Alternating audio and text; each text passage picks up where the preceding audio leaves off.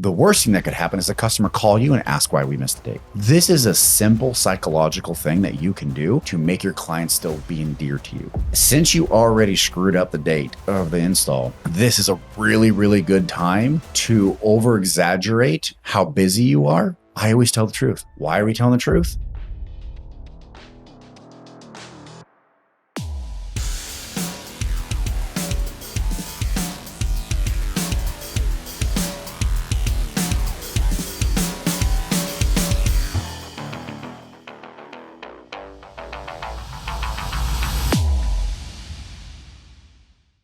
Good morning. How's everybody doing? Oh, we have a fun one, but first, I always kind of share with you guys, and I share with you guys because a lot of fun, exciting things all the time, and I want to share with what's going on personally because I want you guys to have not so much a personal connection, but it is that you guys understand that there's something personal out there for you as well. It's not just work, work, work, work, work. And so for me, I used to be a workaholic. I'm trying to break my habit of that. So one of my therapy sessions is to tell you guys something personal at every start of one of these podcasts. So with that being said, yesterday I did my first solo. My instructor got out of the plane. He kind of said, all right, I want you to go fly to Borrego Springs and back, which is about a 40-minute flight. Probably take you about 2 hours to drive it. And I got in the plane, taxied to the airport, gave my calls, and the airport said, yep, you're clear to fly off. Away I went. And it was really cool, being in the plane by myself, looking all around, and it's the only person, is me. The only person I got to deal with is me. If something screws up, guess what? It's me. So it was exciting, a lot of fun, definitely a sense of freedom. On Kevin, what? I felt like I was 16 all over again. I just got my driver's license. So really exciting. Looks like I got 2 or 3 more weeks of training, and then I do my check ride. And then once I do my check ride, then I'm allowed to bring people up in the plane, and I have my pilot's license. So getting close to the end, they're pretty exciting. All right. Time. I hear so many people say so many good adjectives. One of the ones I love so much is you have all the time in the world, because you literally have all the time in the world. There is no more time to give you. You have all of it. You have all the time in the world. Then there's the analogy of I need more time because I've stacked too many things up on my to-do list. Now that happens all the time. I will be very honest with you. I stack my to-do list up way more than I should. My calendar, if it could, it would laugh at me. I'm like, all right, we're going to do this from this, and this. My calendar would laugh its butt off. It'd be holding its belly, laying on the ground, going, you can't get any of this done. But yet in my head, when I wake up, I think I can. So one of my couple of questions is, how can I fix that? How can I make it so my expectations meet reality? Well, with that being said, I got to admit, I'm not that good at it. I end up doing longer days than I'd planned. I end up doing more than what I thought I was going to do because, the unknowns come out of the woodwork. Let's give an example here. How many times have you walked into the office with an agenda of 1, 2, 3 you're going to do in the morning before lunch? And then you get sideswiped by somebody who has a problem. And then somebody else comes in with a problem. And now you're fixing their problems when technically you hired them to solve those problems. You're solving those problems. And now the problems that were 1, 2, 3, that when you were going to walk in the door are now like 7, 8, 9. And now you're probably not going to get to them today. For me, I will be very honest, being the OCD individual that I am, if I don't get my 1, 2, 3 done in the morning, I am now cranky trying to get it done because those were important to me. I woke up with those agendas to get done. I have to get them done. Regardless of how much chaos is going around me, I still need to carve out time for that. So for me, I'm going to say, okay, now to help better myself, 8 to 9 when I walk in the doors, that's just putting out the fires. Whatever happens, happens. I don't have an agenda from 8 to 9, and I probably will never will because that's just not who I am, and I need to be able to put out fires and relax. 9 to 11, that's my time for the 1, 2, 3 punch list. That's blocked out time. That's the time that I'm going to be using to tackle what I need to.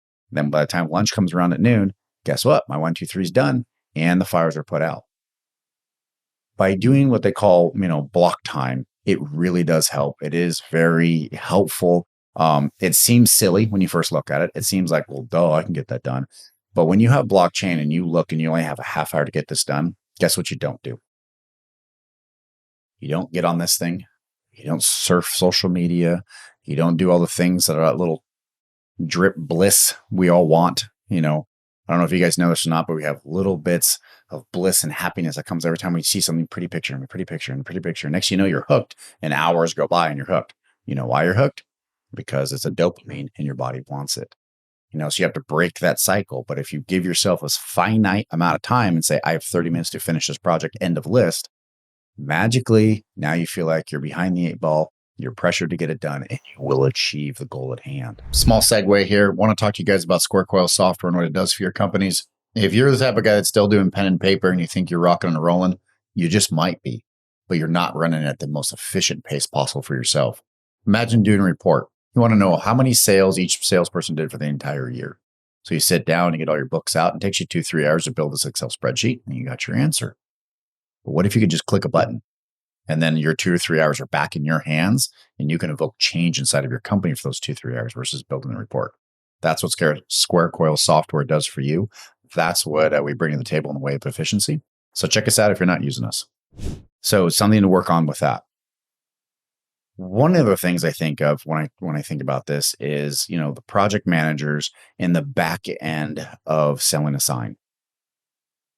The front end's all warm and fuzzies, right? A bunch of promises are made by the sales team. Sure, we can get it up in 3 weeks. Yes, it'll be the color blue, it'll match the building. We can do all that. Is the salesperson lying? No, they're telling the truth. Is there a lot of details that the back end production team has to follow through to make sure that his promises or her promises come to reality? Absolutely. If we do not meet those expectations, who communicates that? In my world, it's the project management team. In another world, it might be the salesperson's team. But who's ever talking to the client, they need to be able to tell those expectations are going to be met or not going to be met when. When do you think we should be telling the customer? Ahead of time? The day of the install? Or a couple days after they thought we're going to be on site? Well, obviously the answer is A, ahead of time. If you're calling the day of, they're going to go, why did you tell me ahead of time? If you're calling days later, they're already upset because you should have been there by now. The worst thing that could happen is the customer call you and ask why we missed the date. That's probably the worst, hands down, in my opinion. Hey, why didn't we hit this date? Oh, well, you know, we got X, Y, and Z, and you should have known that. That is a bunch of excuses that no one's going to hold any water. No one's going to care about that. You have now screwed up a relationship because you didn't do it. But lo and behold, a simple answer. On the front end, there's an expectation, right? We're going to be there on Friday. And we realize on Wednesday, we're not going to make Friday's date. We call on Wednesday and we give them the bad news. We are not going to make the date. We are overslammed. We overpromised. We apologize. It looks like we'll be there on Monday or Tuesday or Wednesday. Since you already screwed up the date of the install, this is a really, really good time to over-exaggerate how busy you are. And what I mean by that is if you're going to make the Monday date, you could make Friday, but you can make Monday, tell them we will be there Wednesday. And then when Friday comes, call them and say, we moved mountains, we will be there on Monday. What does that do for your customer? Well, number one, they think that you really care about them and you moved mountains to move up their install date. Number two, you're thinking of them and you feel their pain that they missed the Friday's date. This is a simple psychological thing that you can do to make your clients still be endeared to you. Because if you're just there on Friday and you go, we'll be there Monday, and we show up on Monday, the client's still like, yeah, you missed a day. What's going on? But if I say, hey, it's going to be Wednesday, and I call back and say it's going to be Monday, is that a little bit of legwork on my end? Yes. Did I save the relationship? Yeah, I did.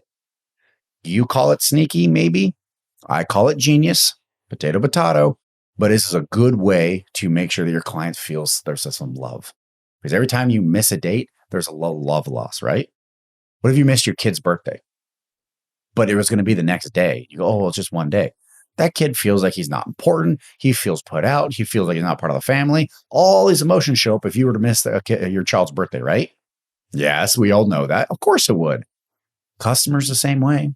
How's the customer any different? So we have to make them feel important and feel special, even if it's something where we had to push it back because of a quality control issue. I always tell the truth. If we painted a sign incorrectly, I call and tell the truth. We painted it the wrong color. It's off by a hue. I'm sorry. We have to strip it down and repaint it to make it right. I always tell the truth. Why are we telling the truth? Because it's just easier that way.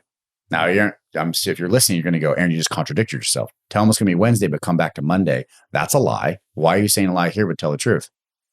Well, we missed the date on Friday. I could always just say we're going to be there next week and then call up with the first date possible. You can play that game too. But what happens if Monday comes and your installer calls in sick? You gave yourself some grace. You said you're going to be there Wednesday. What happens if something catastrophic happens? Somebody knocks the sign over and you got to rebuild it. You still have 2 days to fix it.